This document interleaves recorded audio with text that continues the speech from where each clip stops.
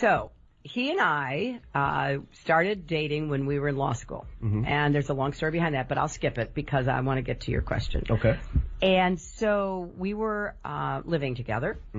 And Before marriage. Oh, my God, Senator. I don't want you to tell anybody. I mean, I'm just talking like one-on-one here, so kind of keep it to yourself, okay? I'm just trying to help him with his wife. Okay. I mean, really. I got you. All right. So he moved back home to Arkansas, and he started teaching at the law school. And I took another job, and then eventually I moved to Arkansas, started teaching at the law school. So we were also living there together, too. Okay. We were, right after law school, we went on a trip together.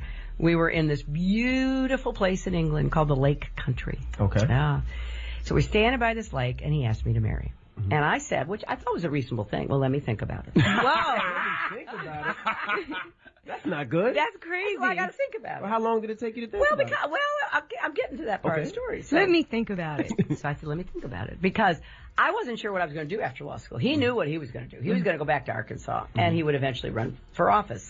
So then, fast forward, I moved to Arkansas. So he says to me, he says, well, okay, you're thinking about it, right? I said, yeah, I'm thinking about it. So I went out of town one day. He was driving me to the airport, went by this little house. I said, that's a cute house. Literally, that's all I said. That's a cute house. I'm gone about a week. He comes, picks me up at the airport. He drives me to the house. He said, I bought the house you liked. I said, you bought the house I liked? I haven't even been inside the house. And you still haven't answered him. Yeah, I still haven't answered him. Where the hell was Bill getting all his money from in law school?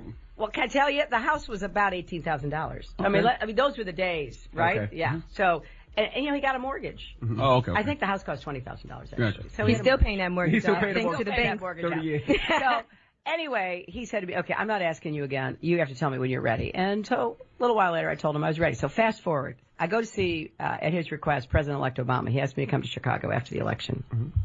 He asked me to be Secretary of State. I say, I'm really flattered. I'm honored. But I think my best use would be in the Senate. He said, no, I want you to think about it.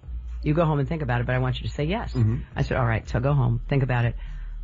I call him up. I say, Mr. President-elect, I just think I should stay in the Senate. He goes, I'm telling you, don't call me again until you're ready to say yes. So I say to Bill, I said, can you believe it? The President-elect has asked me to be Secretary of State twice. I've said no twice. And he says, don't talk to me again until you're ready to say yes. And Bill says, well, that sounds really familiar.